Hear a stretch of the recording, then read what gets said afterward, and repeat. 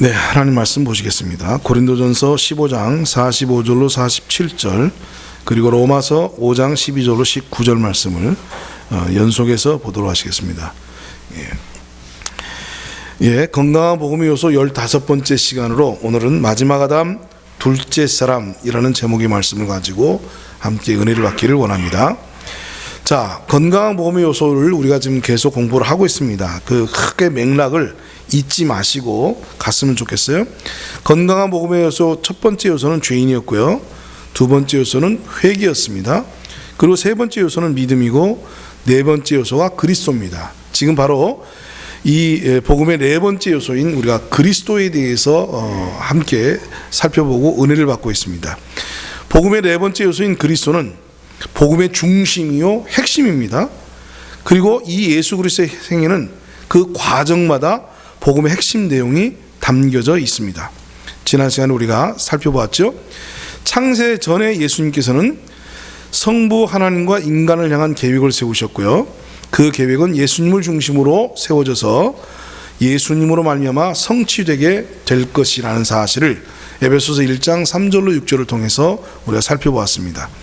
창세 전에 세우신 예수님의 계획의 내용이 뭐냐?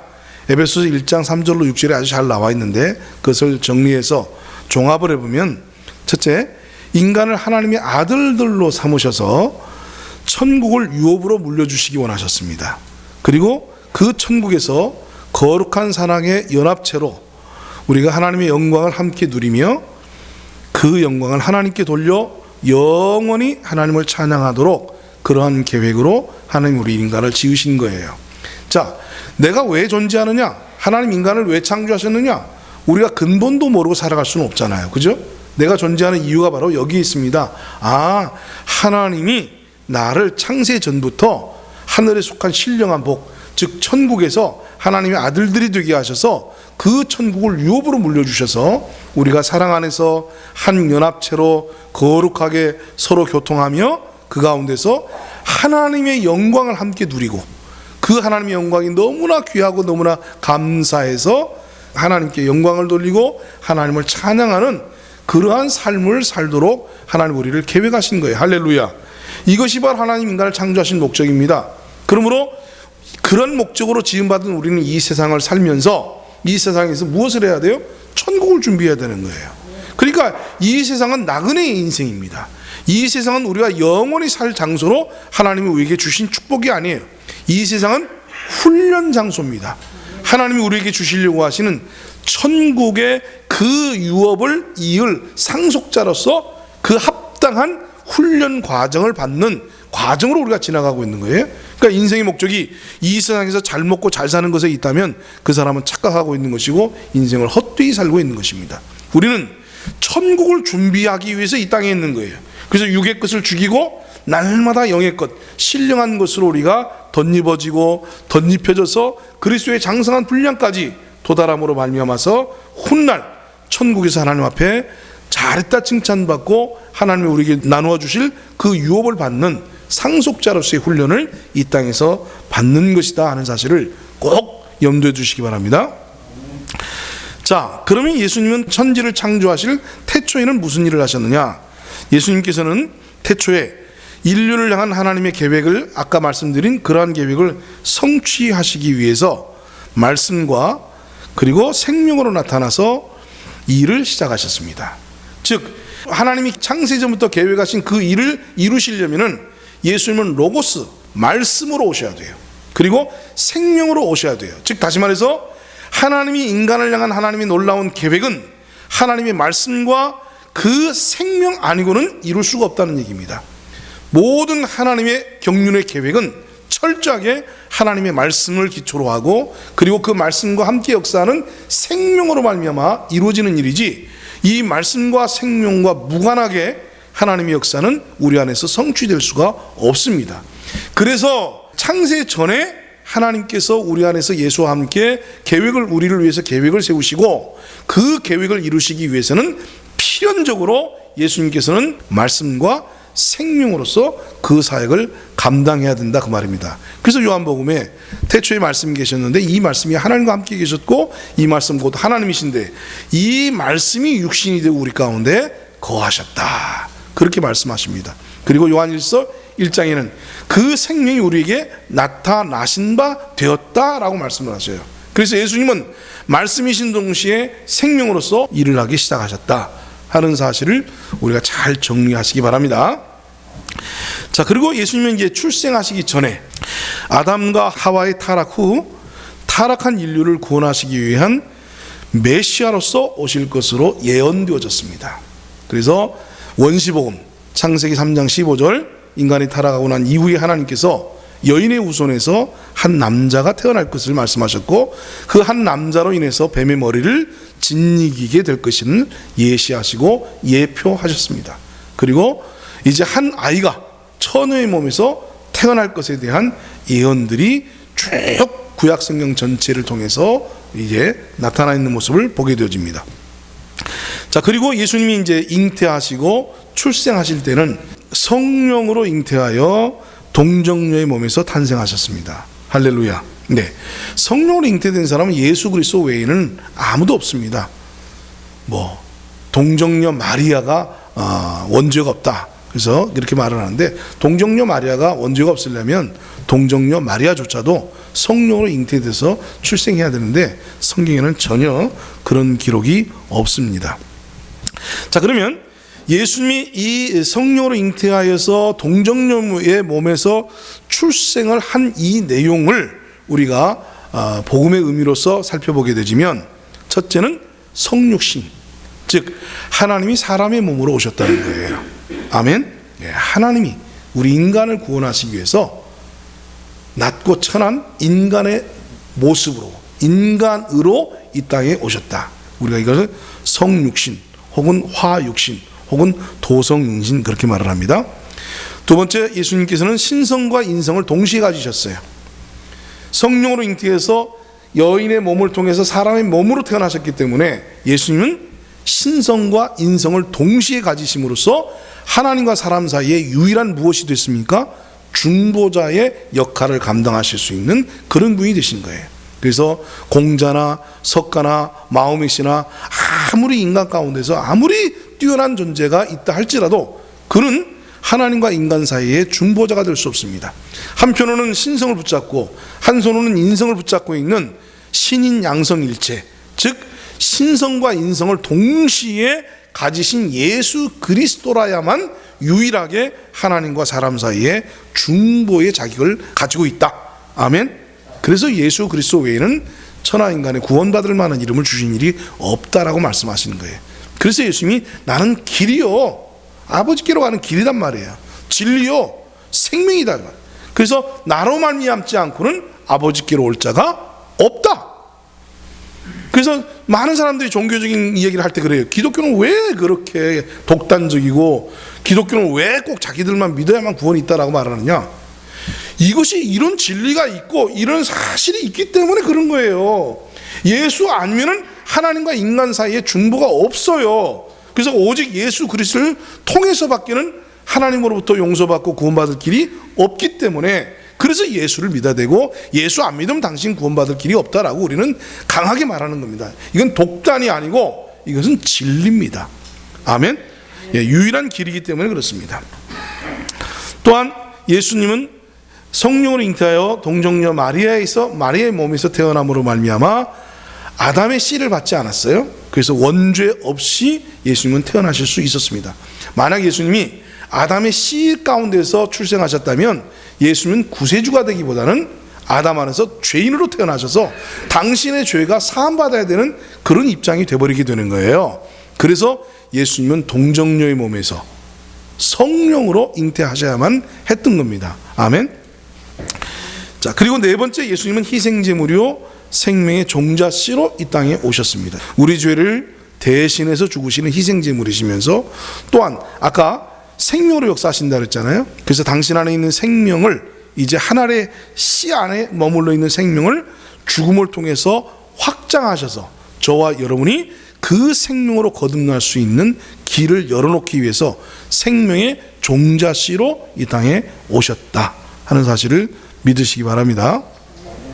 그리고 이제 오늘 우리가 살펴볼 다섯 번째, 성령으로 잉태하여 처녀 동정녀의 몸에서 태어나신 예수님은 마지막 아담이면서 둘째 사람으로 오셨다라는 겁니다. 예수님은 마지막 아담이요 둘째 사람이다라는 얘기를 예수 믿으면서도 의외로 모르는 사람들이 너무나 많아요. 이런 얘기를 난생 처음 들어본 사람들도 있습니다. 제가 복음을 전하고 이 복음을 강의할 때 이게 대단히 중요한 핵심인데, 이게 성경에서 대단히 중요한 핵심을 가르치고 있는데도 불구하고 이 사실을 알지 못하는 사람들이 꽤 많아요. 아니, 태반이에요. 제가 물어보면 그런 말이 있어요? 예수님이 마지막 아담이요?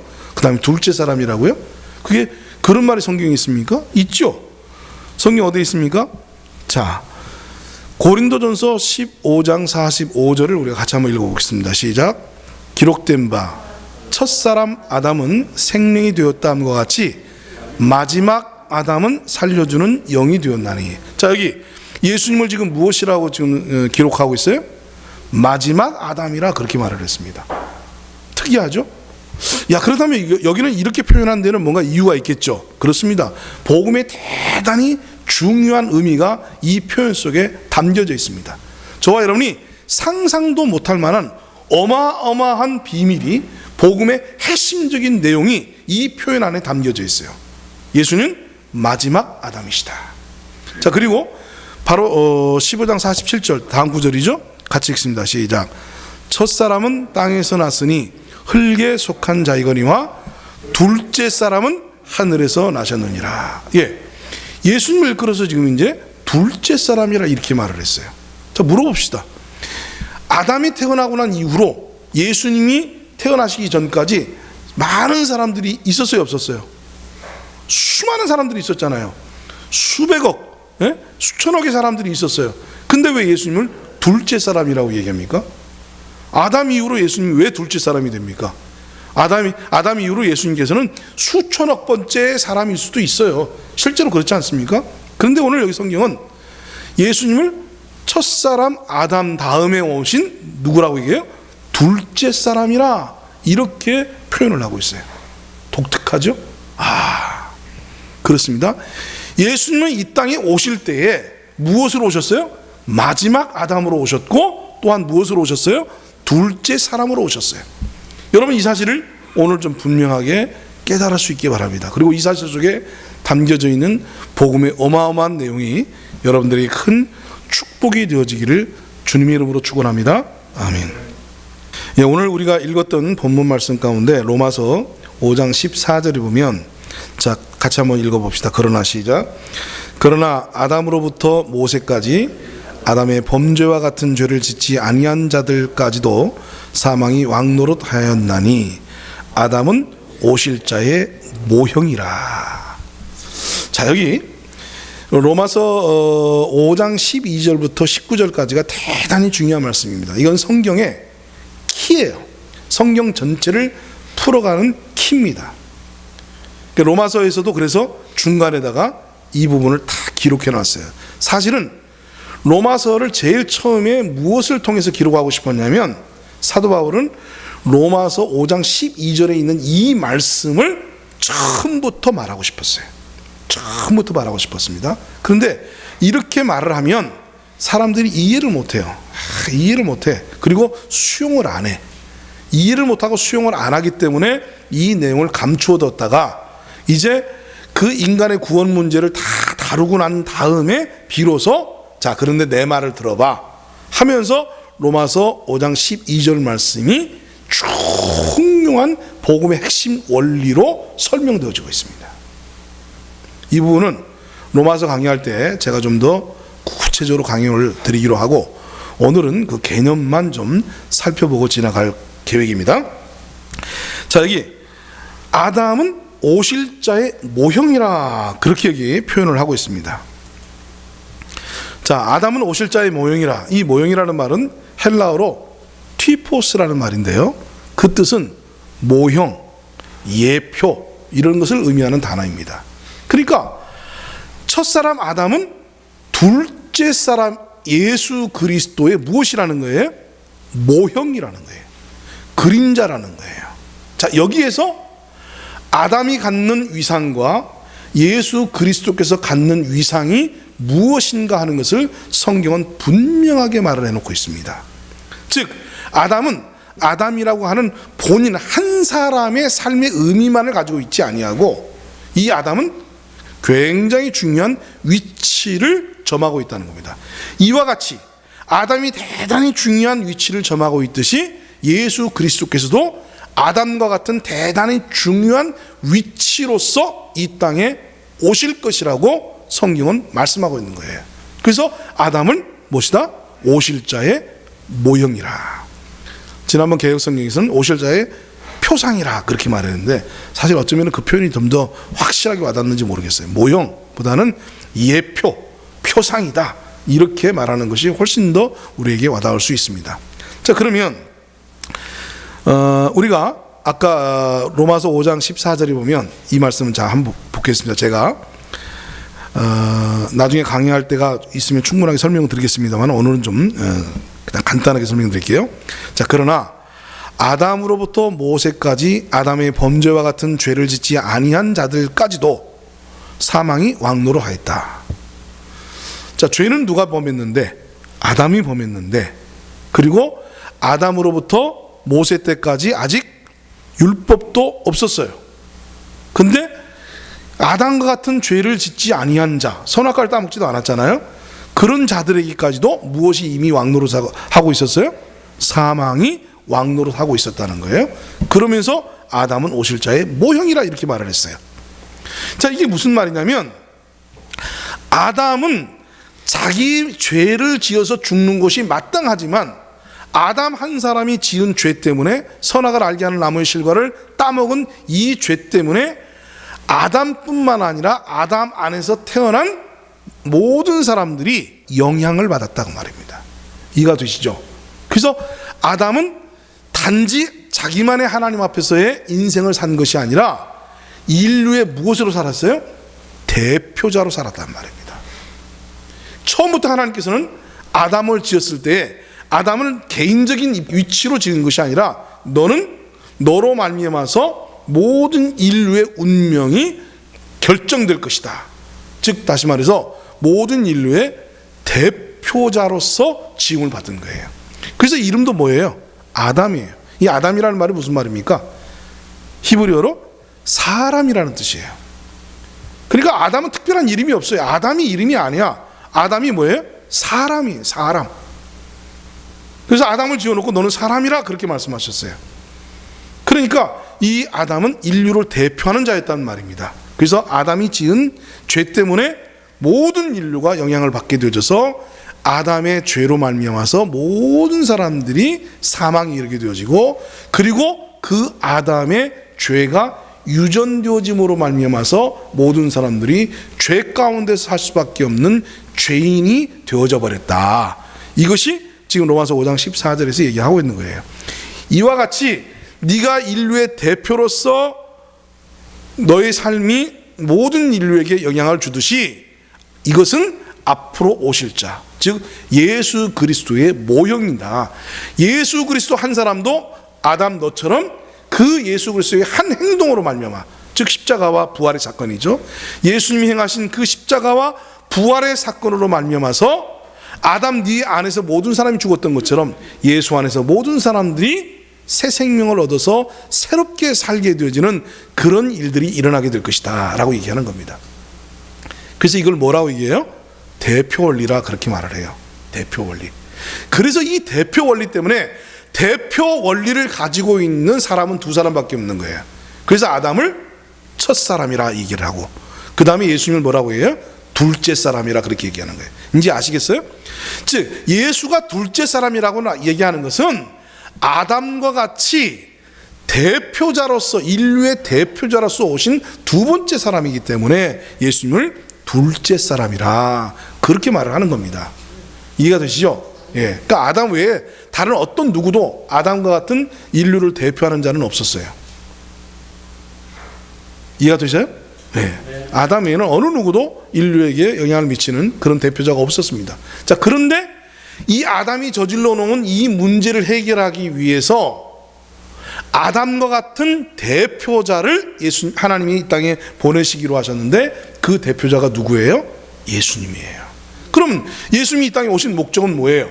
아담이 저질러 놓은 일을 청소하시고, 그리고 아담이 실패한 일들을 새롭게 회복해서 하나님이 본래 계획하셨던, 창세전부터 계획하셨던 그 일들을 이루시기 위해서, 성취하시기 위해서 이 땅에 오신 거란 말이에요. 그래서 예수님은 마지막 아담이라 그렇게 말을 하는 겁니다. 그러니까 마지막 아담이라는 말은 무슨 말이냐면, 첫째 사람 아담이 저질러 놓은 일을 마무리하는 마지막 아담이라는 얘기예요. 아시겠죠? 예, 그러니까 예수님이 십자가에서 못 박혀 죽으실 때는 무엇으로 죽으셨어요? 이제 힌트가 아시겠죠? 네, 예수님이 십자가에 못 박혀 죽으실 때는 마지막 아담으로 십자가에 못 박혀 죽으신 겁니다. 그리고 예수님이 3일 만에 부활하실 때는 무엇으로 부활하신 거예요? 네, 둘째 사람의 모습으로 우리를 이끄시는 그 둘째 사람으로서 부활하신 거죠. 확실하게 여러분들이 이 점을 정리하셔야 됩니다. 그래서 예수님은 아담이 저질러 놓은 모든 죄를 친히 담당하시고, 아담이 지은 모든 그 죄와 저주와 사망과 그와 관련된 모든 열매를 친히 마지막 아담으로서 당신이 짊어지시고, 아담이 담당해야 될 죄의 형벌과 그 사망의 대가를 십자가에서 친히 감당하신 거예요. 아멘? 네. 자, 아담이 오실 자의 모형이라는 말은 아담이 첫 인류의 대표인 것처럼 예수님도 새로운 인류의 대표라는 의미입니다. 이게 대표 원리라고 말씀을 드렸어요. 아담과 예수님이 인류의 대표라는 말은 아담의 한 행동으로 파생된 결과가 아담 안에 있는 모든 사람에게 미치듯이, 예수님의 한 행동으로 말미암는 결과가 예수 안에 있는 모든 사람에게 미친다라는 그런 의미를 담고 있습니다. 이것이 바로 대표 원리의 의미입니다. 아멘. 네. 자, 이러한 대표 원리로 인하여 성경은 아담을 첫 사람이라, 그리고 예수를 둘째 사람이라 그렇게 말씀하고 있는 것입니다. 할렐루야. 이제 아시겠죠? 왜 예수님을 둘째 사람이라고 말씀하셨는지 이해하시겠죠? 대표 원리를 가진 그런 입장에서의 둘째 사람을 의미하는 겁니다. 자, 성경은 이 대표 원리로 인하여서 첫사람 아담으로 말미암아 인류가 죄와 사망에 빠지게 되었으니, 예수님께서 마지막 아담으로 오셔서, 바로 여기 이 얘기입니다. 예수님께서 마지막 아담으로 오셔서 아담으로 말미암는 죄와 사망의 문제를 해결하셨다고 말씀하신 겁니다. 자, 그래서 여러분이 이제 왜 예수님이 마지막 아담이요 둘째 사람인가 하는 것을 성경을 통해서 여러분들이 잘 정리하시기 바랍니다. 자, 이 대표 원리를 표로 작성하여 살펴보면 다음과 같습니다. 지금부터 이제 이 표가 대단히 중요해요. 잘 보세요. 자, 대표 원리에 대한 도표입니다. 자, 첫째 사람 아담, 그 다음에 둘째 사람 예수. 이 두 분이 대표가 된다고 그랬죠? 첫째 사람 아담, 그다음 둘째 사람 예수입니다. 자, 첫째 사람 아담은 무엇을 했어요? 불순종했어요. 그죠? 하나님이 먹지 말라고 한 선악을 알게 하는 나무 실과를 따먹고 불순종했습니다. 그럼 둘째 사람 예수님은 이 땅에 오셔서 뭘 하셨어요? 순종하셨죠. 하나님 말씀에 순종을 했습니다. 그래서 첫 번째 사람 아담은 불순종한 자요, 그 다음에 둘째 사람 예수님은 이 땅에 오셔서 사람의 몸으로 오셨지만 그는 하나님의 말씀 앞에 겸손하게 무엇을 했다고 그랬습니까? 순종했다, 그렇게 말씀하고 있습니다. 자, 그리고 첫째 사람 아담은 불순종으로 인해서 무엇을 지었습니까? 죄를 범했어요. 그러나 우리 예수님은 순종으로 말미암아서 의를 행하셨습니다. 그리고 이게 지금 로마서 5장 12절 이하 19절까지 내용을 제가 지금 간단하게 도표로 간단하게 정리한 겁니다. 그러니까 복잡하게 여러분이 어렵게 생각할 필요가 하나도 없어요. 아주 쉬운 내용입니다. 그 로마서 5장 12절로 19절의 말씀을 이렇게 표로 정리를 하면 너무너무 쉬운 거예요. 자, 그리고 아담의 불순종으로 말미암아 죄가 세상에 들어왔는데, 이 죄로 말미암아서 어떻게 됐어요? 모든 사람이, 그리고 예수님의 순종과 의가 많은 사람에게 어떻게 됐습니까? 아담은 모든 사람을 죄인 만들었고, 예수는 많은 사람을 무엇으로 만들었어요? 의인이 되게 하셨다, 그 말입니다. 아멘. 그러면 왜 아담은 모든 사람이고 왜 예수는 많은 사람이냐? 똑같은 대표 원리라고 한다면 아담이 모든 사람에게 영향을 줬듯이 예수 그리스도께서도 모든 사람에게 영향을 줘야 되는데 왜 아담은 모든 사람이 죄인이 되게 했다면 왜 예수님은 많은 사람밖에, 그러니까 모든 사람이 아니라 왜 많은 사람밖에 의인이 되지 못하게 하셨느냐. 이 문제가 대표 원리에서 좀 논쟁거리가 되긴 합니다. 그래서 어떤 사람들은 소위 말하는 만인 구원설을 주장을 해요. 아담의 죄로 말미암아 모든 사람이 죄인 됐으니까 예수 그리스도의 그 의의 행함이 십자가의 죽으심과 부활은 모든 사람을 구원하신 거다. 이렇게 만인 구원설을 주장하기도 합니다. 그런데 여기는 중요한 원리를 몰라서 그래요. 그러니까 모르면 용감해. 그죠? 네. 그러니까 무식하면 용감하다고 성경의 원리를 정확하게 이해를 못하니까 이 말의 차이를 이해를 못하는 거예요. 아담의 죄가 모든 사람에게 영향을 줬는데 왜 예수님의 의는 모든 사람이 아니라 많은 사람이냐. 그래서 이 많은 사람의 의미를 모든 사람의 의미로 바꾸기 위해서 소위 칼빈주의에서는 제한적 구속을 주장을 하는 거예요. 제한적 구속. 즉 예수님은 택하신 사람들을 위해서 죽으신 거지 불택자를 위해서 죽은 건 아니다 라고 이 많은 사람의 문제를 해결할 길이 없어서 그렇게 제한적 구속을 갖다가 끌어당겨 놓은 겁니다. 근데 이 문제는 뒤에서 제가 해결을 해 드릴게요. 자, 그 다음에 이제 죄인이 되었기 때문에 당연히 무엇이 왔죠? 사망이 이르게 되셨어요. 그리고 예수님으로 말미암아서 의인들은 무엇을 얻게 되집니까? 생명을 얻게 되집니다. 그런데 중요한 건 여기서 끝나면 안 되는 거예요.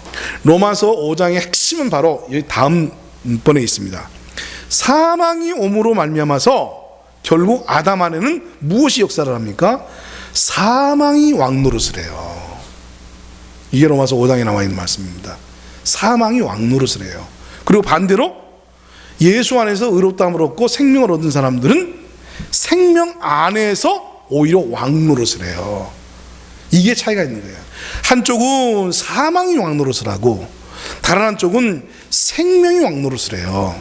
그래서 성경 전체는 이 사망과 무엇이에요? 생명의 싸움이에요. 그리고 성경 전체는 결국 무엇을 얘기하고 있냐면 네가 아담 안에 있는 사람이냐 예수 안에 있는 사람이냐 이것의 차이예요. 인류를 딱 두 사람으로 분류를 한다면 이렇게 분류할 수 있어요. 아담 안의 사람이냐 예수 안의 사람이냐. 그럼 아담 안에 있는 사람은 어떤 사람이에요? 사망으로 말미암아서 사망 가운데 사망이 왕노릇함으로 말미암아 사망의 인생을 사는 사람들이에요. 반면에 예수 안에 있는 사람들은 그 안에 뭐가 있어서? 생명이 있어서 그 생명이 왕노릇함으로 말미암아 생명의 그 놀라운 역사들이 열매들이 나타나는 사람이 바로 예수 안에 있는 사람들이에요. 그래서 뭐 좋은 사람, 착한 사람, 여러분 인생을 잘못 분류하고 있는 겁니다. 저는 성격이 본래 그래서 그래요. 성격이 저는 거지 같아요. 그러니까 그냥 건들지 마세요. 어차피 저는 그렇게 살 사람이에요. 여러분, 근데 아담 안에서 태어난 사람들은 그렇게 말할 수 있어요. 근데 예수 안에서 태어난 사람들은 이제 그렇게 말하지 않아도 돼요. 할렐루야. 예. 그거는 사망이 왕노릇하기 때문에 우리 인간의 힘으로 감당이 안 돼. 나는 원래 성격이 아주 그냥 거지 같아요. 지랄 같아요. 그걸 누가 감당을 해요? 그래서 성격 그렇게 아주 못돼 처먹은 사람들은 피하는 게 상책이에요. 그죠? 네. 자, 그런데 이렇게 사망의 왕노릇, 사망에게 사로잡혀 가지고 노예로 살고 종노릇하면서 사망 가운데 살던 사람이 예수를 만나서 사망에서 생명으로 옮겼느니라 하는 놀라운 역사가 나타나게 되어지면 그 생명판 안에서는 생명이 무엇을 해요? 왕노릇을 한단 말이에요. 그래서 생명 안에서 우리가 사망 가운데서 견디지 못하고 극복하지 못했던 모든 문제들이 이제는 무엇 안에서? 생명 안에서는 극복되어지고 극복보다 훨씬 더 나은 위상으로서 우리의 삶이 달라진단 말이에요. 할렐루야. 예, 이것이 성경의 가르침이에요. 그러니까 여러분 보세요. 여기 아담 안에서 혹은 둘째 사람 예수 안에서 라는 속에 행위에 대한 열심의 문제가 여기 다뤄집니까 안 다뤄집니까? 안 다뤄지는 거예요. 내가 아담 안에 있으면서 행위를 아무리 뜯어 고쳐보려고 그러세요. 고쳐집니까? 안 됩니다. 그건 그냥 성격과 그 성질에 따라서 약간의 어떤 차이가 있을 뿐이지 성격대로 사는 거예요. 성질머리대로 사는 거예요. 태어난 어떤 환경과 사건과 배움과 이런 과정을 통해서 형성되어진 인격으로 사는 거지 절대로 그리스도의 장성한 분량대로 변화의 삶을 살지 못합니다.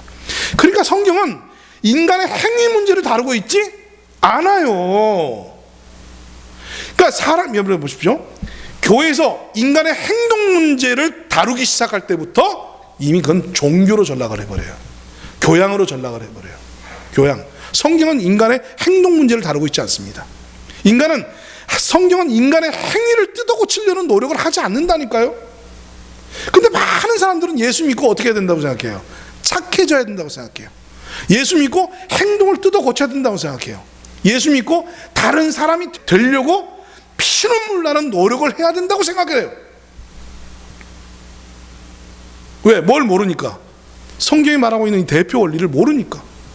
성경은 아담 안에서와 예수 안에서 이 두 가지를 다루고 있는데 이 성경을 아담 안에서와 예수 안에서로 이걸 구분해서 볼 줄 모르니까 그냥 일반 종교처럼 사람이 거룩해지려면 그 다음에 그 수행과 고난과 어떤 그 수도승들처럼 절차탕마하는 그런 과정을 거쳐야 사람들이 점점 거룩해지고 깨끗해지고 그렇게 순수해지고 그렇게 변화될 수 있을 거라는 착각 속에 산다고 말해요.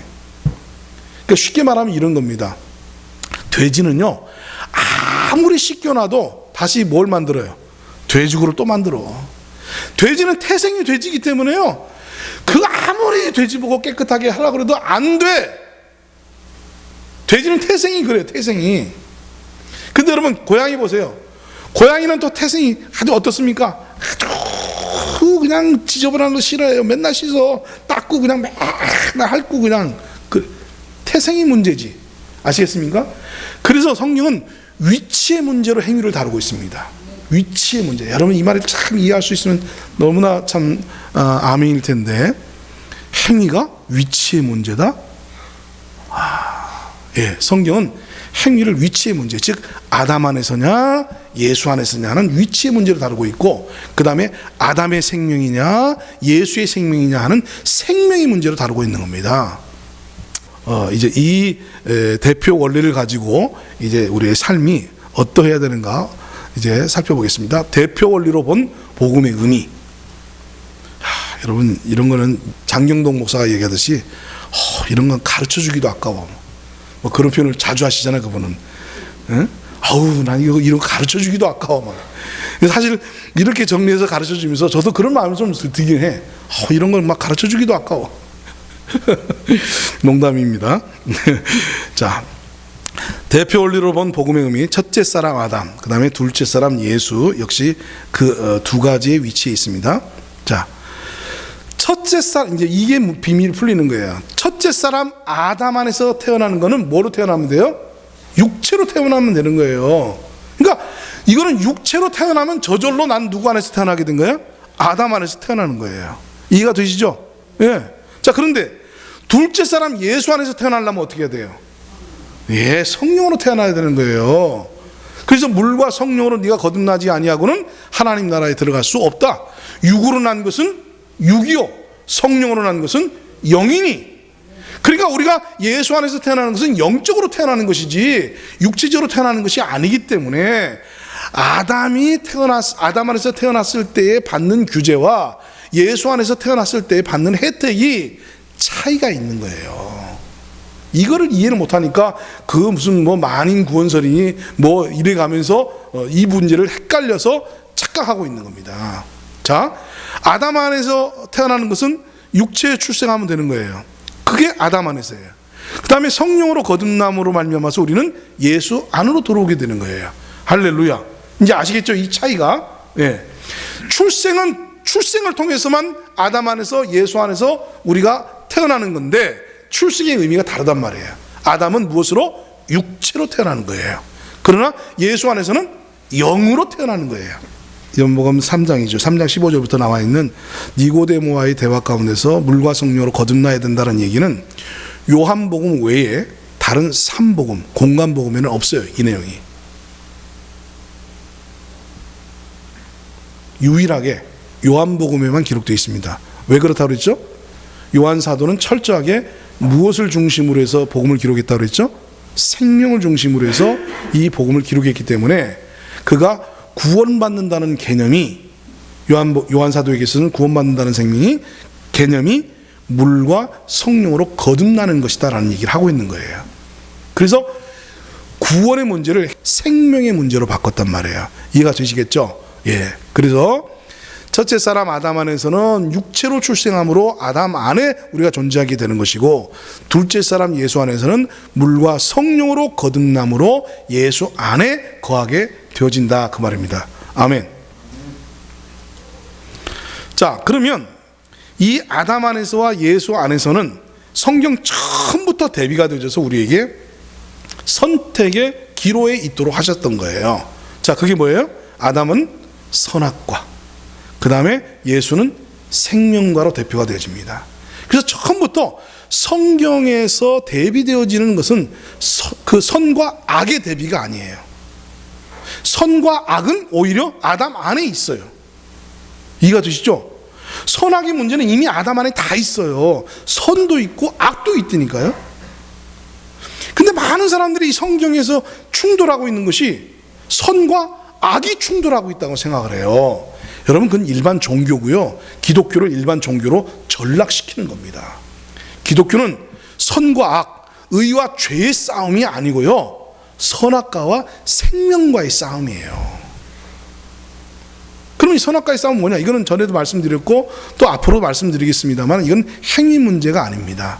즉, 내 속에서 선과 악을 구분해서 살아가는 삶이 선악과예요. 그러니까 내 속에서 아무리 선과 악을 구분해봐야 이미 그는 사망판 가운데 있단 말이에요. 아멘? 네. 그래서 선악과를 중심으로 살아가는 사람들은 반드시 뭐가 될 수밖에 없어요? 율법주의자가 될 수밖에 없어요. 율법주의의 특징이 뭡니까? 판단하고 정죄하고 심판하는 거죠. 그리고 그로 말미암아 네 행동에 대한 무엇을 받아라? 대가를 받아라. 이런 사고방식을 가지고 가는 것이 율법이에요. 이게 선악과 안에 살고 있는 사람의 특징입니다. 그러니까 내가 선악의 원리로 살고 있고 이미 율법주의적인 특성을 가지고 있다는 것은 내가 누구 안에 있다는 거예요? 아담 안에 있는 사람이라는 얘기예요. 그러니까 그 성격 뜯어고쳐라 백날 얘기해봐야 아담 안에 있는 순간에는 나는 선악의 원리와 율법주의자가 될 수밖에 없는데, 행동 뜯어고쳐봐라 백날 첫날 해봐야 안 되는 겁니다. 그래서 행위 문제가 아니에요. 생명이 문제지. 그런데 반대로 이 생명과는 율법이 아니라 사람을 어떻게 변화시켜요? 은혜로 변화시켜요. 그 은혜는 뭡니까? 수용하고 이해하고 받아주고, 그리고 문제를 오히려 내가 해결해주는 스타일의 사람인 은혜의 사람이라고 얘기하잖아요. 그러니까 이거는 내가 예수 안에 있으면 그 예수의 생명이 나를 어떤 사람으로 만들어요? 은혜로운 사람으로 만들어요. 그러니까 보는 시각이 달라요. 똑같은 죄인을 봐도 한 사람은 너 죄인이니까 넌 그렇게 살면 안 돼, 이 자식아. 너 심판받아야 돼. 그 대안에 대가를 받아야 돼. 하나님 왜 저런 놈을 왜 심판 안 하고 내버려 두시는 거예요 도대체? 이렇게 생각이 돌아갈 수밖에 없어요. 그런데 생명 안에 있으면 그 생각의 기저에 뭐가 깔려요? 은혜가 깔린단 말이에요. 은혜는 기본 바탕이 무엇입니까? 긍휼입니다. 긍휼. 예? 은혜의 기저에는 뭐가 깔려 있어요? 긍휼이 깔려 있어요. 그러니까 사람을 볼 때 불쌍하다. 그러니까 보세요. 죄인을 보는 시각이, 하나님은 우리를 보실 때 어떻게 보셨어요? 긍휼히 여기셨잖아요. 우리를 긍휼히 여기셔서 예수 그리스도를 보내주셔서 당신이 우리의 죄 문제를 친히 해결하셨잖아요. 이게 은혜입니다. 할렐루야. 그래서 예수 안에 있는 사람들은 생명이 작동되어지면, 생명이 왕노릇하게 되어지면 은혜가 나타나는 거예요. 그러니까 여러분 딱 답이 나온단 말이에요. 이 사람이 지금 선악과로 살고 있는 아담의 원리로 살고 있는 사람인지, 아니면 예수 안에서 생명이 지금 작동되어져서 나타나고 있는 사람인지 단번에 나와요. 왜? 예수님이 그랬잖아요. 유명한 말씀. 그 열매를 보아 그 나무를 알지니. 당연하죠. 사과나무를 심으면 거기서 뭐가 나옵니까? 사과가 나오는 거예요. 감나무를 심으면 감이 나오는 거예요. 그러니까 그 어떤 열매가 나오느냐를 보면 그 나무의 정체가 드러난다는 말이죠. 그러니까 아담 안에 있으면 선악을 따지고 시비를 걸고 정죄하고 판단하고, 예? 그렇게 그렇게 율법적인 삶을 살게 돼 있어요. 사람이 사고방식이 그렇게 돌아가게 돼 있어요. 근데 예수 안에 있어 그 생명으로 살게 되지면 생명의 성령의 법이 그의 마음속에서 작동하게 되지고 그를 이끌어가게 되지면 선악의 원리가 아니라 무슨 원리요? 긍휼과 자비와 은혜의 원리가 그 사람에게 나타난단 말이에요. 그러니까 시비를 안 걸어요. 내 모습 그대로, 그죠? 내 모습 그대로 주님이 나를 받으셨던 것처럼 나 또한 그 사람의 모습을 있는 모습 그대로 받게 되신다고 말입니다. 할렐루야, 아멘. 자, 그렇기 때문에 결국 선악의 원리에서 율법주의로 살아가는 사람들은 무엇에다 포커스를 맞춰요? 행동. 너 지금 어떻게 살고 있는 거야? 어떻게 행동하고 있는 거야? 그 행동에다 포커스를 두고 사람을 판단하고 정죄한단 말이에요. 그런데 행위로 어떤 문제를 해결하려고 노력한다고 말이죠. 그렇기 때문에 자기도, 그러나 성경은 이제 사람이 행위를 뜯어 고치는 것이 아니라 믿음으로 사는 법을 가르치는 거예요. 왜요? 이 믿음은 뭐기 때문에? 생명의 원리이기 때문에. 생명의 원리이기 때문에. 할렐루야. 네. 그래서 철저하게 그리스도인들은 믿음으로 사는 거예요. 그래서 성경이 뭐라고 했어요? 믿음으로 행하지 아니한 모든 것이 뭐라? 죄라 그랬잖아요. 죄의 정의가 율법과 은혜는 달라요. 네? 죄의 정의가 은혜와 율법이 다르다고요. 율법은 네 행위가 어떠하냐? 왜 말꼬라지가 그래? 왜 이렇게 그렇게 행동을 해? 왜 그렇게 처신을 하는 거야? 왜 그렇게 반응을 해? 이런 행동을 가지고, 행위를 가지고 사람을 정죄하고 판단한단 말이에요. 그래서 그걸 뜯어 고치려고 노력을 해요. 근데 이 생명의 세계 속에서는 그게 아니에요. 믿음으로 사는 거예요. 아, 하나님이 내 안에 역사하신다. 성령이 내 안에 역사하신다. 나는 새로운 피조물이다. 이런 믿음으로 말미암아서 우리가 점점 성령의 열매가 나타나는 거예요. 그걸 성장이라고 그래요. 성장. 생명의 열매 안에서 점점 자라나는 거죠. 아멘. 그러니까 행위를 뜯어 고치려는 게 아니라 생명을 쫓아서 사는 훈련을 하는 거예요. 그래서 이 믿음의 원리 가운데서는 죄가 뭐냐? 믿음으로 행하지 아니한 모든 것이 죄다. 그러니까 죄의 정의가 달라요. 여기는 죄된 행동을 하면 죄인이지만, 믿음, 하나님이 이미 이뤄놓으셨는데, 하나님이 우리 안에서 할 수 있다고 말씀하시는데, 에이, 나는 못해요. 그러면 그게 죄가 되는 거예요. 너는 새로운 피조물이야. 에이, 내가 변화된 게 하나도 없는데 내 입에서 욕만 나오고 내 속에서 상스러운 생각만, 그냥 음란한 생각만 하고 있는데 내가 어떻게 새로운 피조물입니까? 라고 하는 그것이 바로 죄라고 말해요. 믿음이 없이 행하는 모든 것들이 죄예요. 아멘. 예. 마지막으로, 결국 아담 안에 있는 사람은 자기 힘으로 무엇을 이루려고 노력해요. 의도 자기 힘으로, 거룩도 자기 힘으로, 선행도 자기 힘으로, 하나님께 영광 돌리는 것도 자기 힘으로, 교회에 충성하고 헌신하고 봉사하는 것도 무엇으로? 자기 힘으로. 전부 다. 그러나 둘째 사람, 예수 안에 있는 사람들은 성령의 열매로, 행위가 아니죠. 성령을 따라 행하니까 성령이 내 마음을 감동시키고 성령이 내 속에서 역사하시니까 나도 모르게 절로 변화가 돼. 전에는 그 사람이 그렇게 미웠는데, 주님 나 저 사람 미워하지 않게 해주세요. 아무리 기도해도 안 되던 것이 오늘날 성령께서 내 마음에 다 감동을 주는데요, 잠자고 있는 그 왼수가 말입니다, 어느 날 갑자기 긍휼히 여기지더래. 불쌍히 여기지더래. 세상에 맨날 술만 먹고 들어오면 쥐어 패고 나를 그냥, 그래서 주님 왜 저런 놈을 안 잡아가시고 왜 내 곁에 붙여놓으셔서 나를 이렇게 힘들게 합니까? 그러고 눈물로 날마다 기도하고 하나님 앞에 철하기도 하고 그랬던 권사님이요, 어느 날 그 새벽기도 끝나고 탁 들어왔는데, 그날도 술 처먹고 드렁드렁 걸리고 그냥 배돼지 탁 내놓고 그냥 탁 쳐불러서 자고 앉았는데, 전에 갔다 쓰면 아유 이놈의 왼수 이랬을 텐데, 갑자기 그 사람이 왼수가 아니라 그렇게 불쌍하게 보이더라는 거예요. 한없이 마음속에서, 그래 예수가 없으니까, 예수의 생명이 없으니까 술이라도 먹어야 살지, 그래 술 없이 네가 어떻게 살아가겠니, 참 불쌍하다. 그러면서 마음속에서 긍휼이 일어나고 눈물이 절로 쏟아지는데, 이제 남편을 대하는 태도가 달라지게 되죠. 전에는 왼수 또 들어왔어? 이거 나가서 뒤지지도 않아 저런 왼수는. 그러고 대하던 사람이, 여보 어디 다친 데는 없어요? 잘 왔어. 아우 고마워. 내가 당신 위해서 따뜻한 밥 지어놨어. 이게 마음 먹는다고 되는 일입니까? 행동을 뜯어고치고 행위를 뜯어고치려고 내가 노력하고 수고한다고 되는 일입니까? 아닙니다. 성령이 내 마음속에 역사하니까 내 마음에 그를 보는 관점이 달라지고 마음의 태도가 달라지고 내 행동이 달라지게 되는 거예요. 이걸 뭐라고 얘기해요? 성령의 열매라 그렇게 말합니다. 여러분, 이게 기독교입니다. 네? 이게 기독교예요. 우리 기독교는 일반 종교하고 달라요. 예수의 이름으로 종교처럼 살면 안 됩니다. 성령을 쫓아 산다고 하는 것이 종교처럼 살면 안 되는 거예요. 그럼 왜 그런 일들이 벌어지느냐? 그리스도인의 삶이 아담 안에서가 아니라 예수 안에서라는 사실을 이해를 못해서 그래요. 갈라디아서 2장 10절, 내가 그리스도와 함께 십자가에 못 박혀 죽었나니. 누가 죽은 거예요? 아담 안에서 태어난 내가 죽은 거예요. 그런즉 이제는 내가 산 것이 아니요 오직 내 안에 그리스도께서 사신 것이라. 할렐루야. 네, 기도하겠습니다.